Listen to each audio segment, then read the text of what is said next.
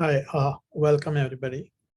So we will continue to discuss study where we left off last time. We said that a lot of the things that we will be discussing are in the form of poetry, not that the whole Vedas is poetry, but the text that we would be studying is mainly going to be poetry because that's what the Bhagwad Gita is.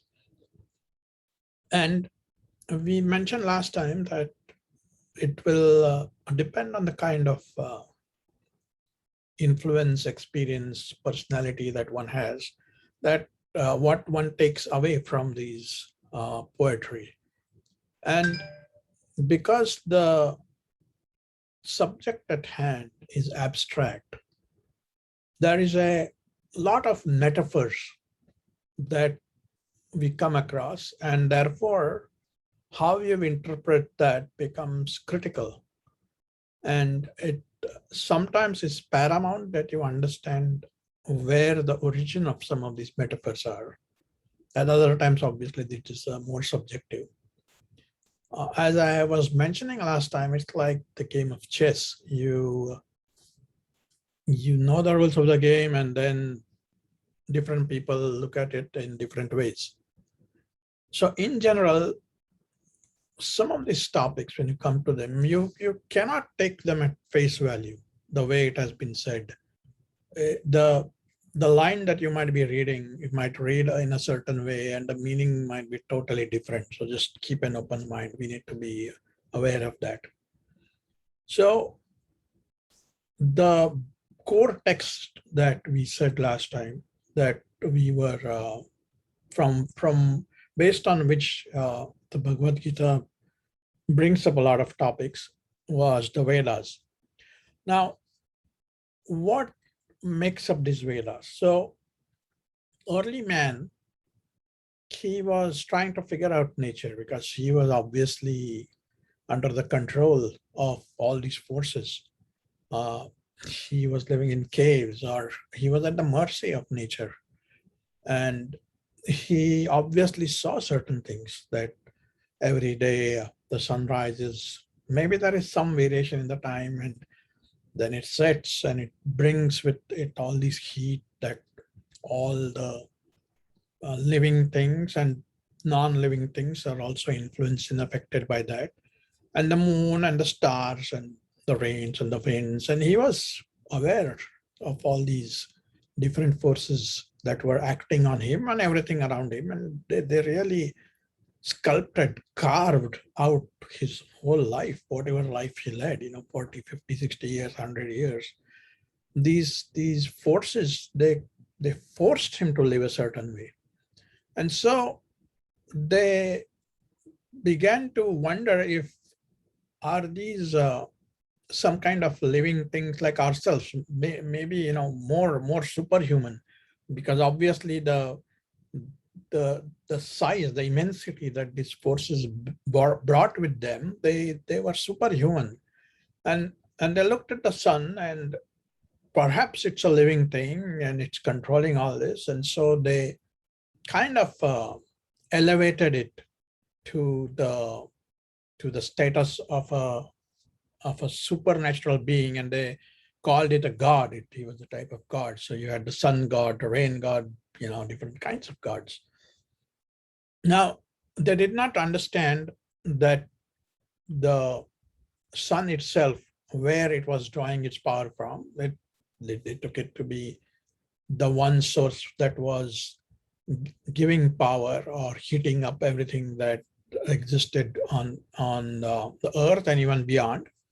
So they had some notion of connectivity with these forces, and they were trying to establish a certain relationship, a way, trying to find a way to communicate with these forces.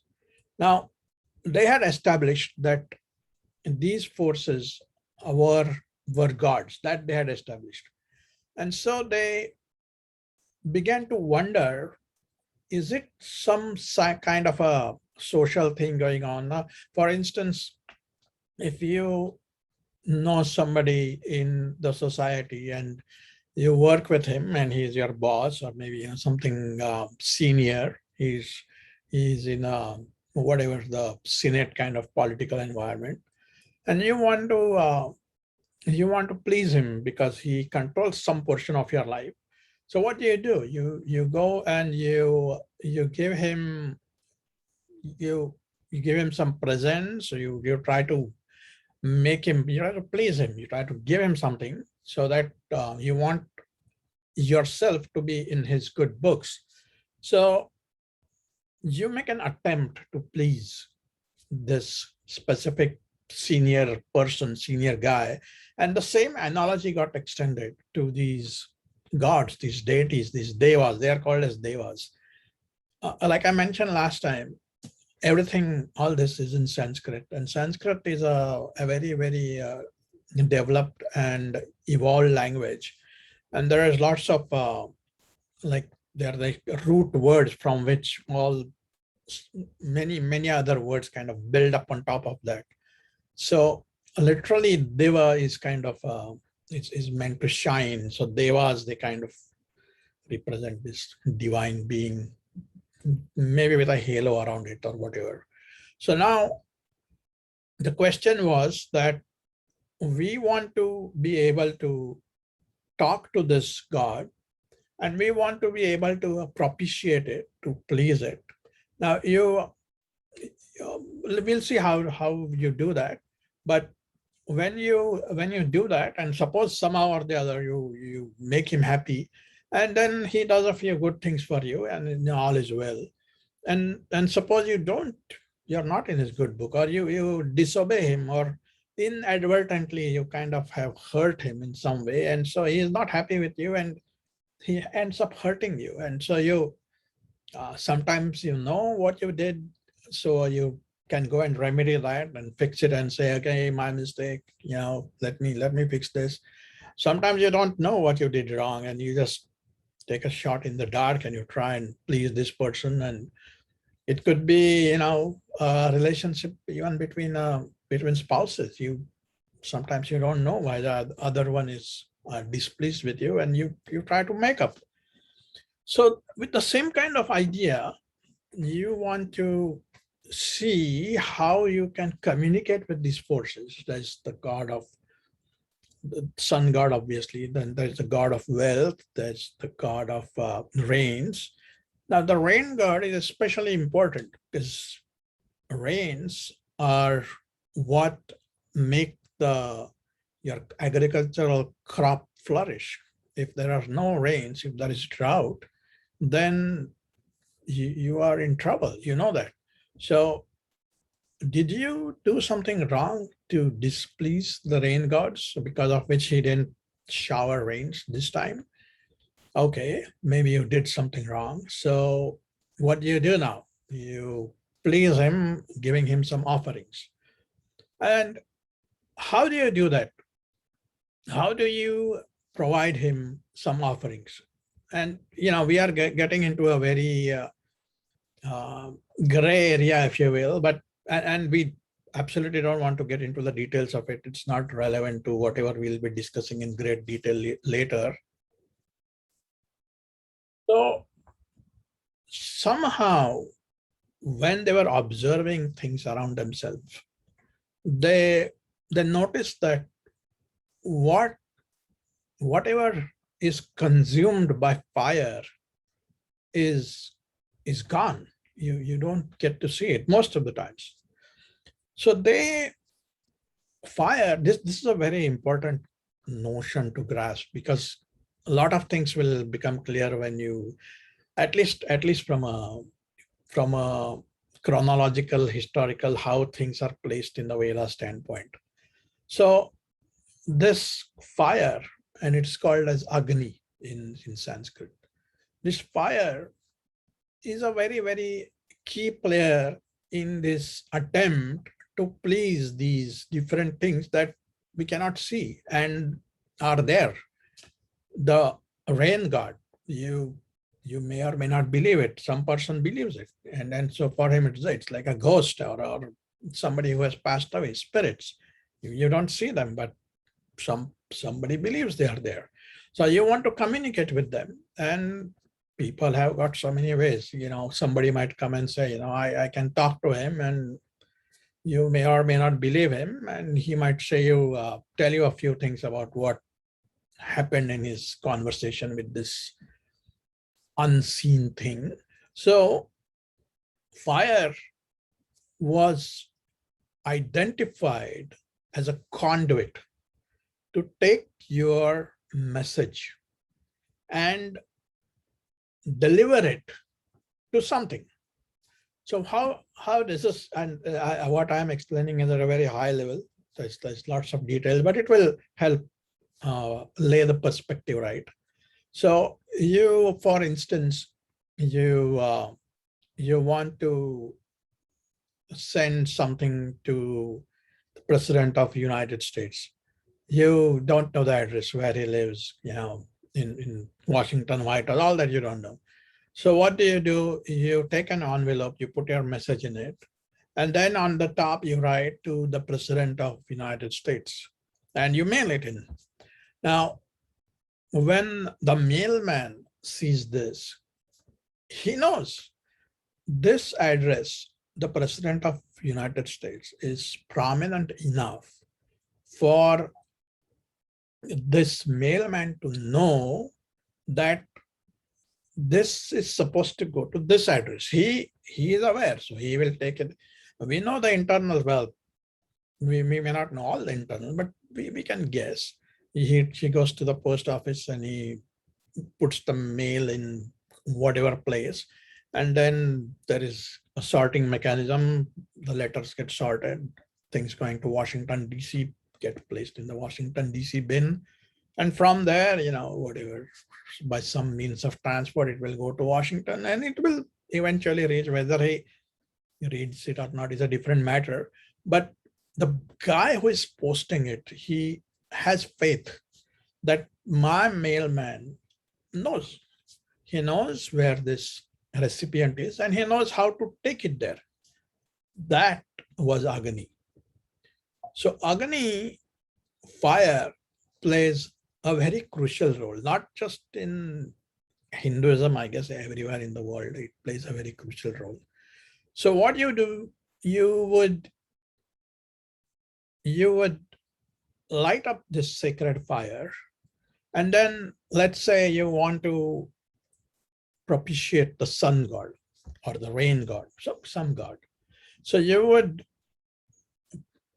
would say some kind of prayer, and you would have some kind of offering, and you would take it and you would give it to this fire, this god of fire, and you would tell him, take these and deliver it to the god of sun, and Agni would take care of it.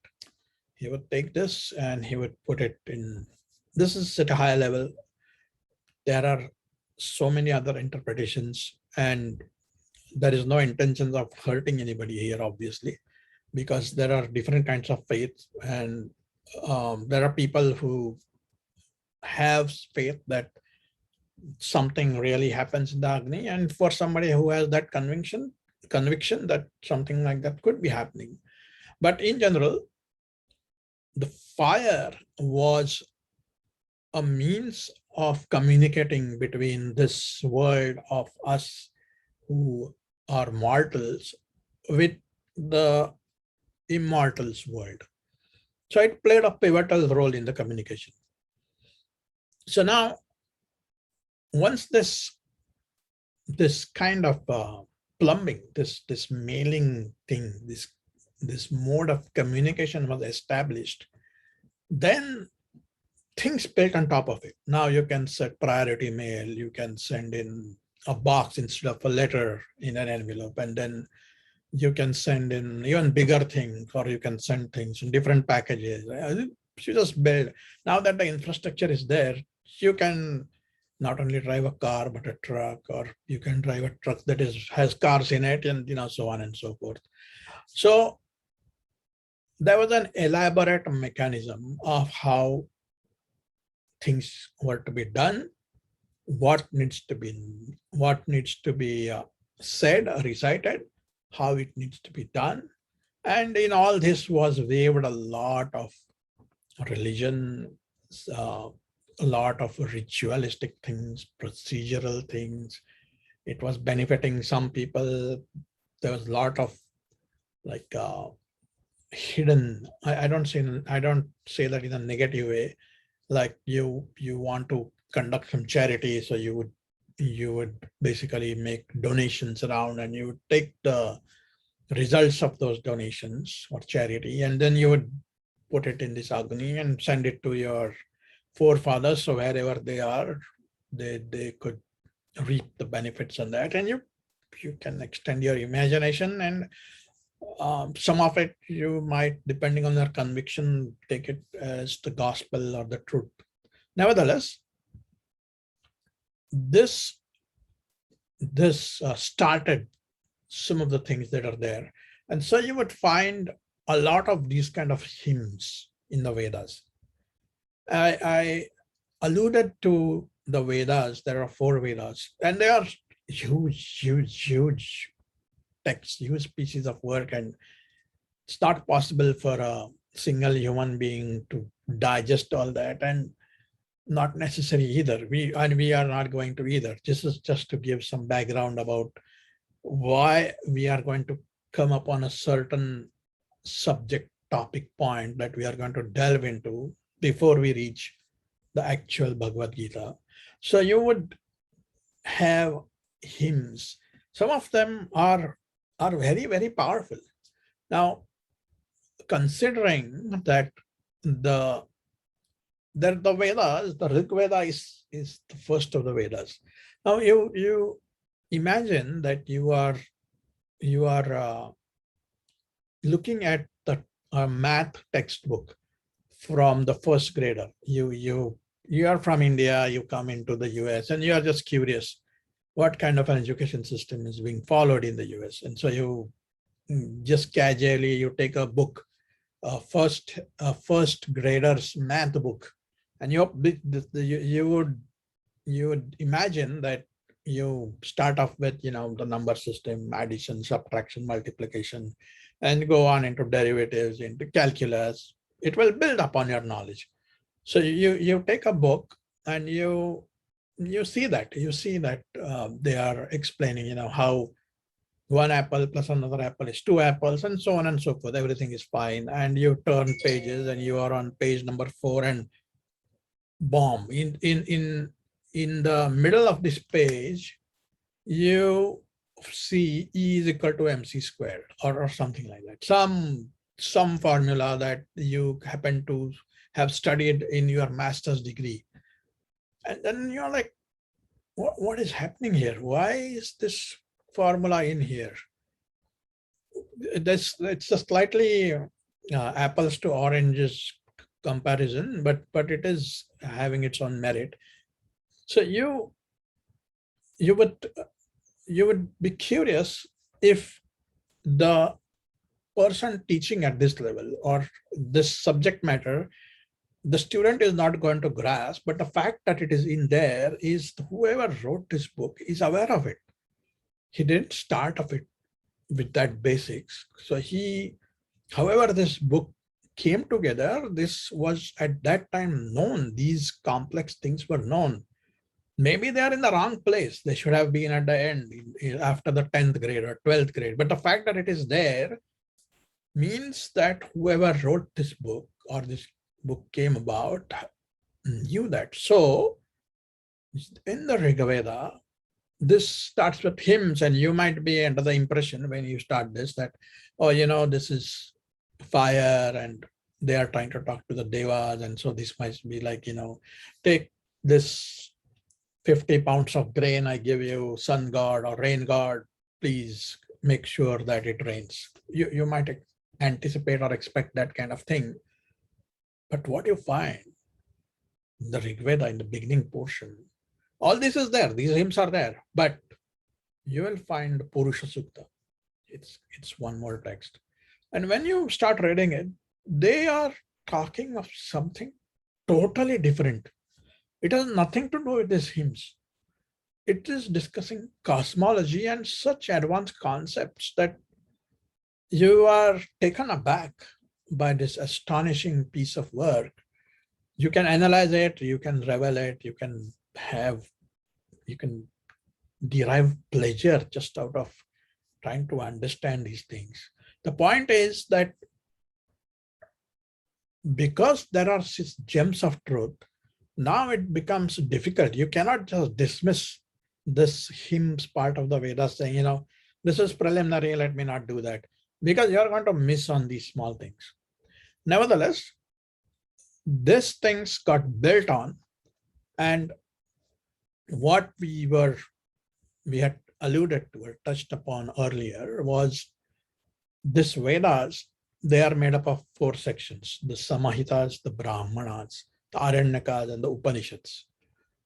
So these core principles that I just mentioned, they could be there scattered all over the initial portions of the Vedas, and it might be very difficult for one to, some of them, somebody has done this hard work for us and they have pointed out, look at this thing, this is important, look at that thing, and that we can take that and we can use that to help us out in our thinking processes.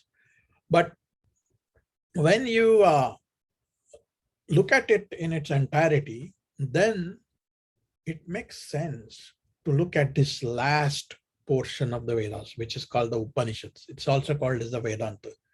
And we are going to get into this in more details. Upanishads is where these gems that you find scattered over are more concentrated. It is the thick cream that you will find there.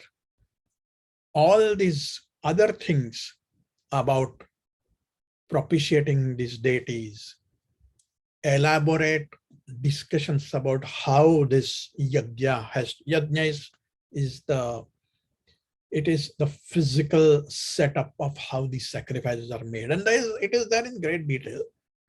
But you won't find that in the Upanishads. In the Upanishads, they talk about the core truths. And having said that, I want to get back to the first point that I made, that there are metaphors. The point of the matter is that because the subject at hand is so abstract, there isn't a good way to really work with it than to give analogies. And because it's an analogy, there is a possibility of someone interpreting it in slightly wrong way. That is, as such, at a very high level, there is no right or wrong. Because it's a metaphor, you can read it as you wish. But it needs to be convincing to yourself. It should be reasonable to your line of thinking. And Plato had said in one of his works that man, when he believes in something, he can come up with appropriate reason. You can throw anything at him and he will find a way to reason and align it with his point of thinking. So as long as your overall objective is noble, you will find a way to relate these metaphors. So these Upanishads, they are the main thing that we are going to get into, and they are also vast in number. We are not going to get into any one of them in detail, but we are going to touch upon the core concepts that they take to heart and they decipher it in such a beautiful way, in such detail, and the clarity with which the articulation has been done in these Upanishads it's startling. The attempts that they have made to let readers like us come close to what they think is the truth is very astonishing. We'll see a few of them. We cannot see all of them, and because Bhagwad Gita is the crowning glory of, or it sits on top of all these things, and that is also the reason why Bhagwad Gita picks some of the verses from the Upanishads as is verbatim. So the four portions that are there. This is more just as a matter of completion of this topic.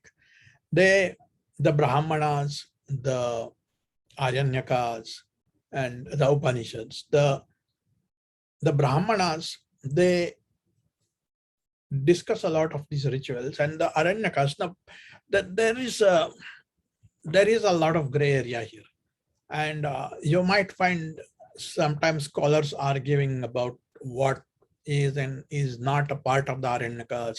There isn't a very black and white line that this is where Aranyakas finish and the Brahmana start, or the Upanishads start, and are the Upanishads part of the Aranya? And we are absolutely not interested in that. We'll not be getting into that.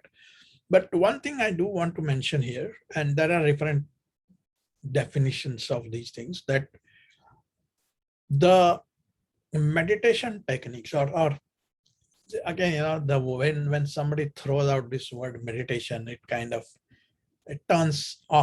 tunes off some people saying, okay, he's getting into an area that I'm not interested in. Well, this is a matter of contemplating upon any topic.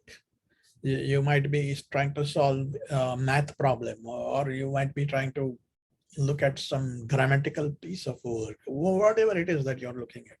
So the Aranyakas have got different methodologies for you to be able to think in a more constructive, more elaborate way on some topics. There could be a certain sacrifice, a certain ritual that you want to understand the meaning behind it. You will find that in the Aranyakas in excruciating detail. But we are not going to get into that. And the Upanishads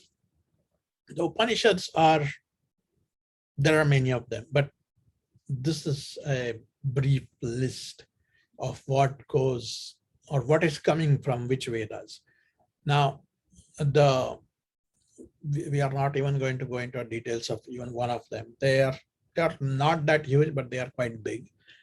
The Yajurveda is again split into two. There's Krishna Yajurveda and Shukla Yajurveda.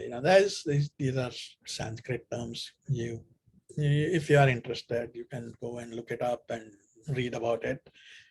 It will help you. It is not going to hurt you, but there is no need. Without knowing all these things, if you pick up the Brihadaranyaka Upanishad, it's huge Upanishad. And actually the name Brihad means big. It's a big Upanishad.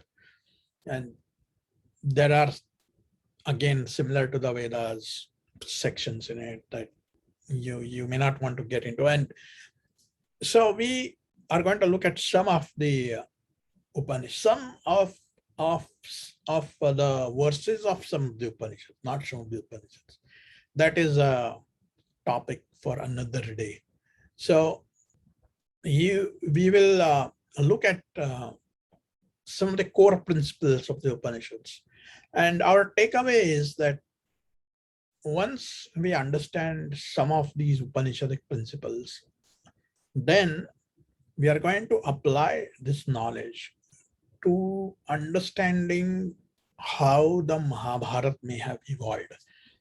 And we are not even close. We have not even started what Mahabharata is. This is still pre-Mahabharata days. Mahabharata, if you remember, I should have said the context right, but the Bhagwad Gita is a 1,000, it's really 700 verses text that is part of Mahabharata, which is 100,000 verses of text that is written by Vyas Maharshi.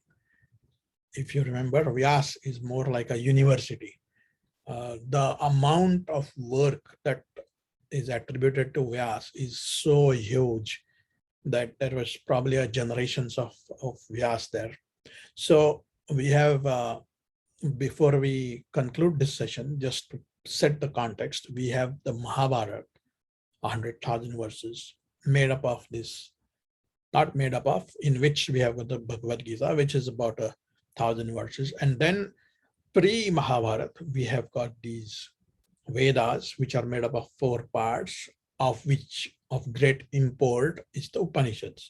So we are going to look at some of the Upanishads. Then we are going to see how they are bubbled up, they are weaved into the different characters of the Mahabharata.